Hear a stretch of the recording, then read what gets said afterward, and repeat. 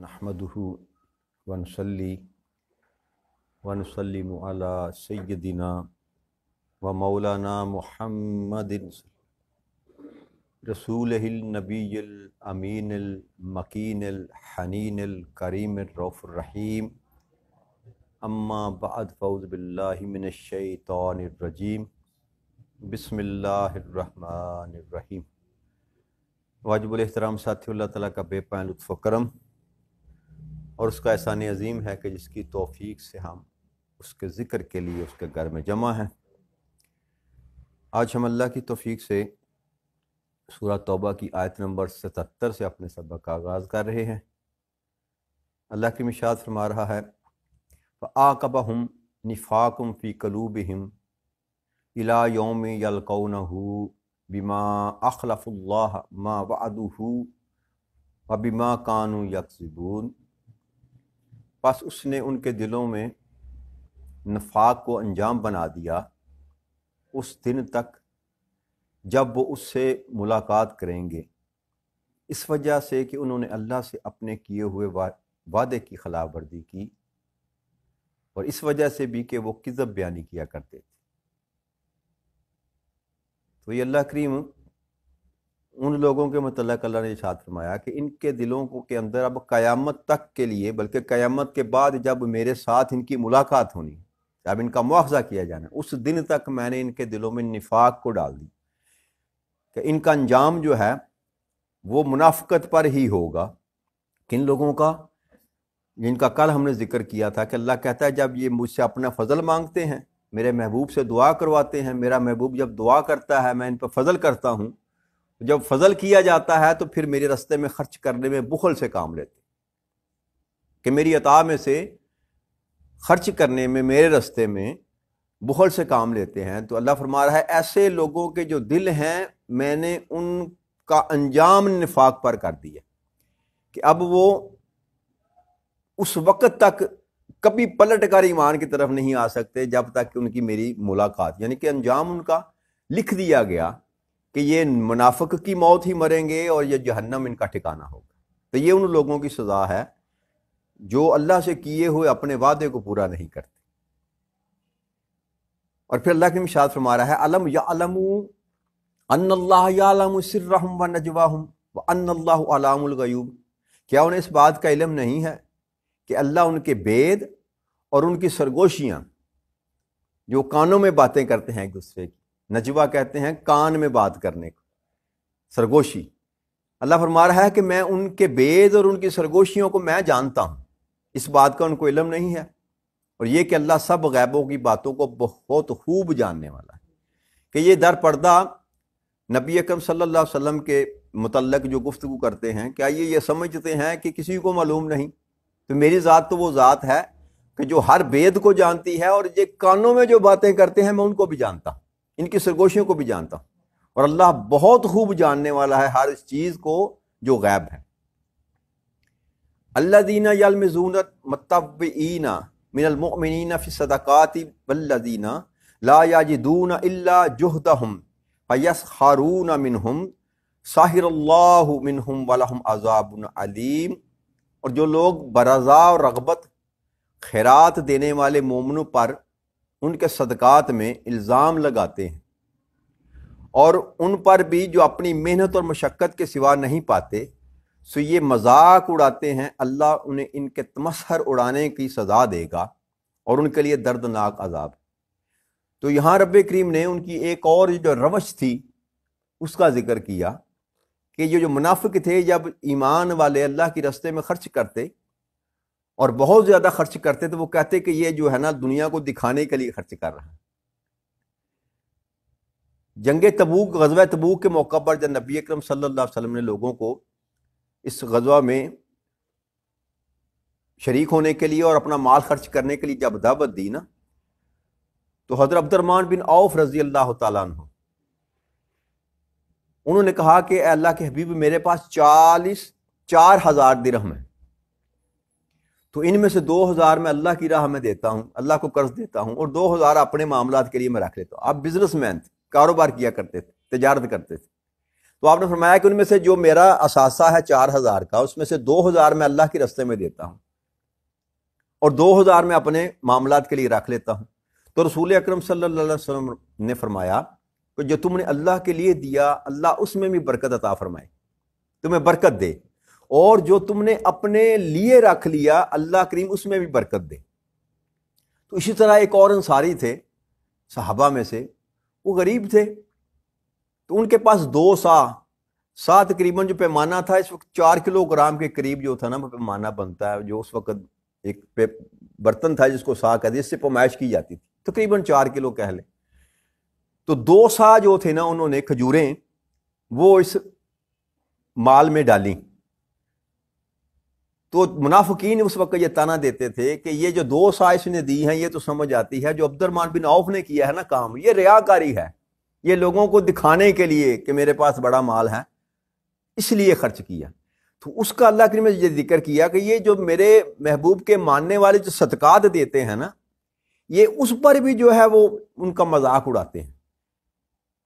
زیادہ جو اللہ کے راستے میں خرچ کرتا ہے کہتے ہیں کہ یہ ریاکاری کر رہا ہے۔ تو اس کا اللہ نے فرمایا کہ یہ جو تمسخر اڑاتے ہیں نا میرے محبوب کے ماننے والوں کا، ان کو میں ان کی سزا دوں گا اور ان کے لیے دردناک عذاب ہے۔ کہ نبی اکرم صلی اللہ علیہ وسلم کی ذات تو کجا، آپ کے جو ماننے والے تھے ان کے لیے تمسخر اڑانا جو تھا یہ بھی رب کریم کی غرض کو گوارا نہ تھا کہ میرے محبوب کے ماننے والوں کے متعلق بھی کوئی اس طرح کی غلط رائے رکھے۔ تاجدار کائنات صلی اللہ علیہ وسلم کے جو غلام تھے صحابہ کرام، جو جماعت تھی آپ کی، یعنی کہ صحابہ کرام کے متعلق بھی نزیبہ گفتگو جو کرنی ہے وہ بھی رب کریم کو گوارا نہیں ہے۔ نبی اکرم صلی اللہ علیہ وسلم کی ذات کو تو آپ ایک سائڈ پہ رکھیں نا، وہ تو معاملہ ہی جدا ہے۔ اللہ اپنے محبوب سے محبت کرنے والے جو لوگ ہیں، اپنے محبوب کے جو ساتھی ہیں، جو صحاب ہیں، ان کے معاملے میں بھی اگر کوئی بندہ بد کلامی کرتا ہے یا ان کا مذاق اڑاتا ہے تو اللہ کہتا ہے میں اس کی بھی سزا ان کو دوں گا اور دردناک عذاب ان کے لیے میں نے جو رکھا ہوا ہے۔ تو یہاں سے یہ بھی بات سمجھ آئی کہ نبی اکرم صلی اللہ علیہ وسلم کے صحاب میں سے چاہے کوئی ادنا درجے کا صحابی کیوں نہ ہو، جس نے صرف ایک لمحے کے لیے ہی تاجدار کائنات صلی اللہ علیہ وسلم کو کیوں نہ دیکھا ہو ایمان کی حالت میں، اس کے متعلق اپنی زبان سے آپ کسی قسم کا ایسا کلمہ ادا نہیں کر سکتے جو ان کی شان کے لائق نہ ہو۔ اگر ایسے کلمے اگر اپنی زبان سے نکالتے ہیں تو پھر جو اللہ کہہ رہا ہے کہ اس کی سزا میں تمہیں دوں گا، اگر ان کو مل سکتی ہے تو ہر اس شخص کو ملے گی جو تاجدار کائنات صلی اللہ علیہ وسلم کے صحابہ کے متعلق دل میں بدگمانی رکھتا ہے یا زبان سے غلط قول نکالتا ہے۔ تو لہٰذا اس معاملے میں ہمیں احتیاط کرنی چاہیے۔ دیکھیے ایک بات ذہن میں رکھیے گا، تاجدار کائنات صلی اللہ علیہ وسلم کے جو صحابہ تھے نا، کم و بیش 1.25 لاکھ کے قریب ان کی تعداد ہے، کم و بیش، ایگزیکٹ فگر تو نہیں ہے لیکن 1,20,000 سے 25 کے درمیان نبی اکرم صلی اللہ علیہ وسلم کی صحابہ کی جماعت تھی جب آپ نے حجۃ الوداع پہ خطاب کیا۔ تو اب ان صحابہ میں ہر درجہ کے لوگ تھے، کچھ تو وہ جو تھے کاملین تھے، سابقین، جن کو سابقون اللہ نے فرمایا، ابو بکر صدیق جیسے، عمر بن خطاب جیسے، حضرت علی جیسے، حضرت عثمان جیسے، عبد الرحمن بن عوف، یہ جماعت جو تھی بدری تھی اور نبی اکرم صلی اللہ علیہ وسلم کے پرانے ساتھیوں میں سے چلے آ رہے تھے، وہ بھی صحابی تھے۔ اور ایسے بھی تھے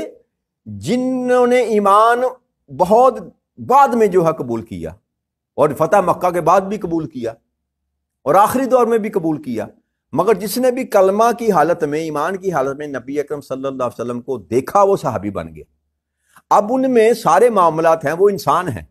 صحابہ کرام جو ہیں وہ، ہم ان کو معصوم نہیں کہتے۔ ہمارا جو عقیدہ ہے نا،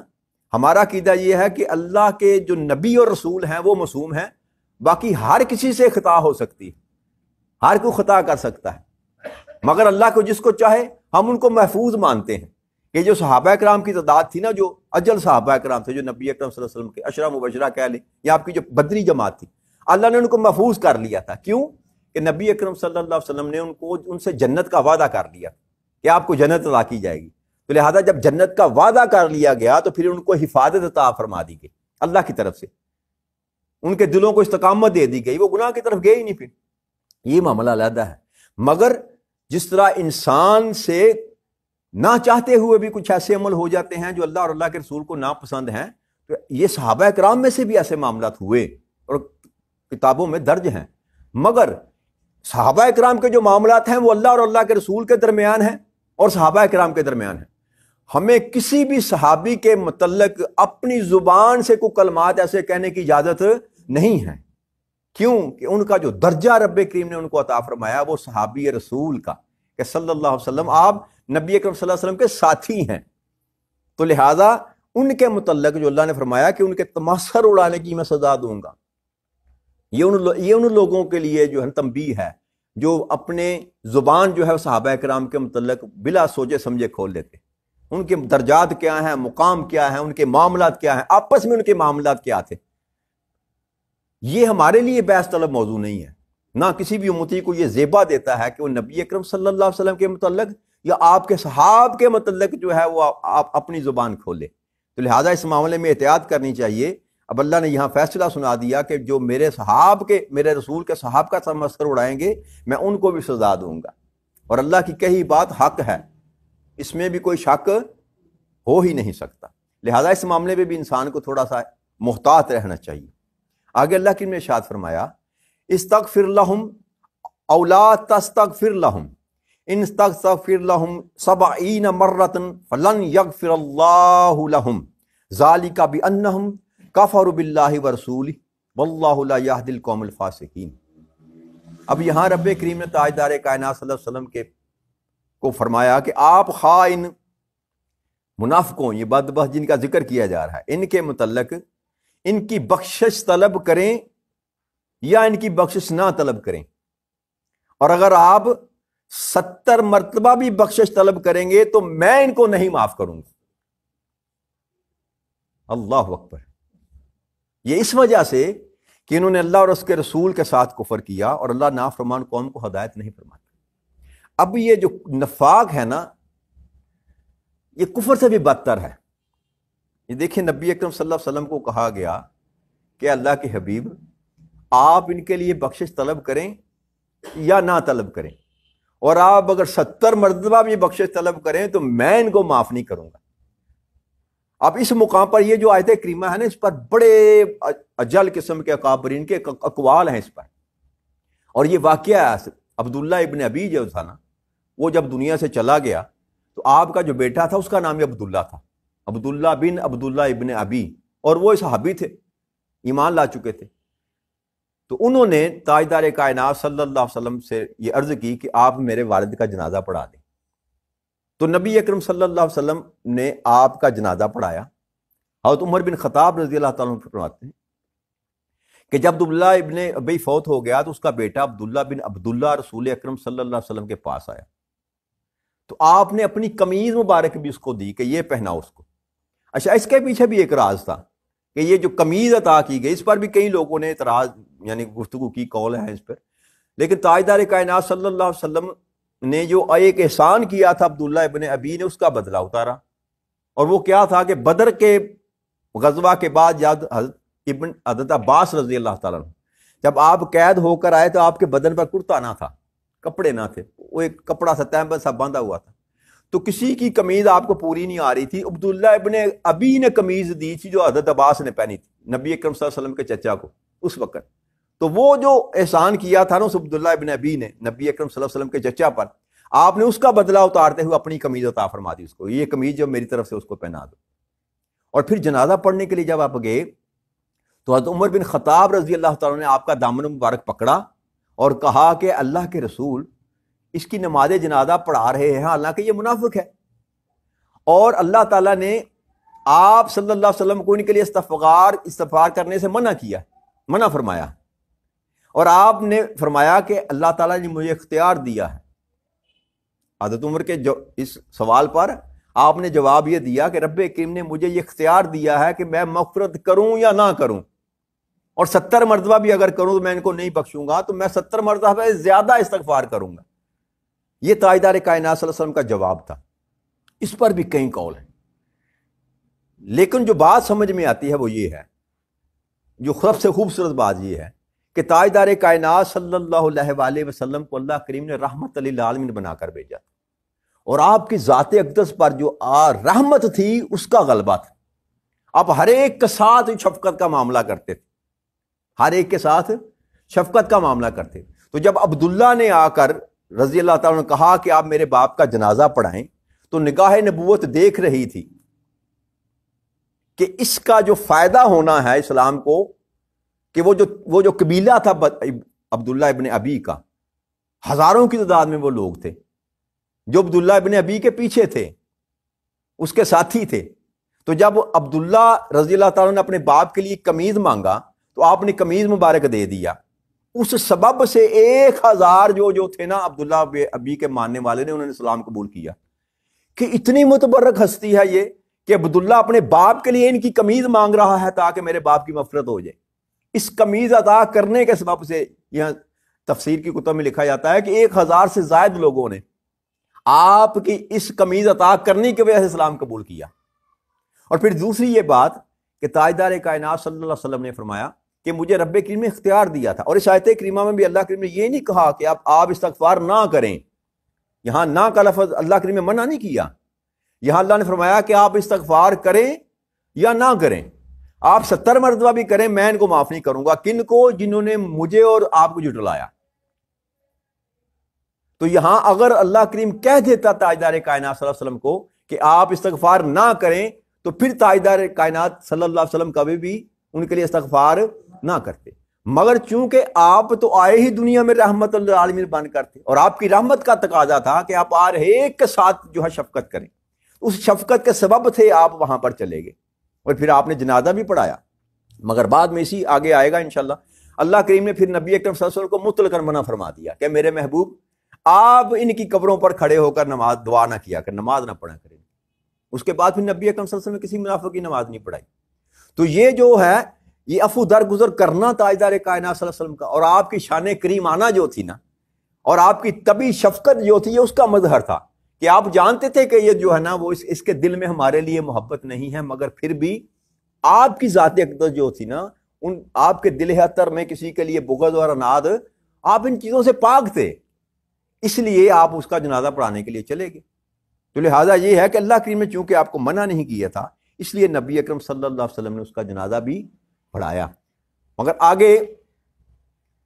اللہ کی ارشاد فرما رہا ہے، فارغ المخلفون بمقعدہم خلاف رسول اللہ وکارہ ان یجاہدوا باموالہم وانفسہم فی سبیل اللہ وقالوا لا تنفروا فی الحر قل نار جہنم اشد حرا لو کانوا یفقہون۔ رسول اکرم صلی اللہ علیہ وسلم کی مخالفت کے پاس پیچھے رہ جانے والے اب بیٹھ رہنے پر خوش ہو رہے ہیں، اس بات کو ناپسند کرتے تھے کہ اپنے مالوں اور اپنی جانوں سے اللہ کی راہ میں جہاد کریں، اور کہتے تھے کہ اس گرمی میں نہ نکلو، فرما دیجئے دوزخ کی آگ سب سے زیادہ گرم ہے، اگر وہ سمجھتے تو اچھا تھا۔ اب یہ ان لوگوں کے متعلق رب کریم نے ذکر کیا غزوہ تبوک میں، جن لوگوں نے غزوہ تبوک میں شامل ہونے سے انکار کیا یا پیچھے رہ گئے، ان میں سے زیادہ تعداد تو منافقین کی تھی، مگر ان میں سے چند صحابہ بھی تھے جنہوں نے یہ ذہن میں خیال کیا کہ وہ گرمی کا موسم تھا اور کھجوریں پک کر تیار ہو چکی تھی، تو انہوں نے کہا، لالچ کیا کہ چلو اپنے سامان کو سنبھال کر پھر ہم جا کر مل لیں گے، لیکن اس میں شامل نہ ہو سکے۔ تو یہاں اللہ کریم یہ فرما رہا ہے کہ وہ لوگ اس بار خوش ہو رہے ہیں پیچھے بیٹھ رہنے پر، اور وہ اس گرمی کے متعلق بات کر رہے ہیں کہ اس گرمی میں نہ نکلو، حالانکہ اللہ فرما رہا ہے کہ دوزخ کی آگ سب سے زیادہ گرم ہے، دوزخ کی آگ سب سے زیادہ گرم ہے۔ اور دوزخ کی گرمی کے متعلق حضرت ابو ہریرہ رضی اللہ تعالیٰ عنہ بیان کرتے ہیں کہ رسول اکرم صلی اللہ علیہ وسلم فرمایا، بنو آدم جس آگ کو جلاتے ہیں نا، وہ جہنم کی آگ کا 70واں حصہ ہے، یعنی کہ یہ جو آگ ہم جلاتے ہیں،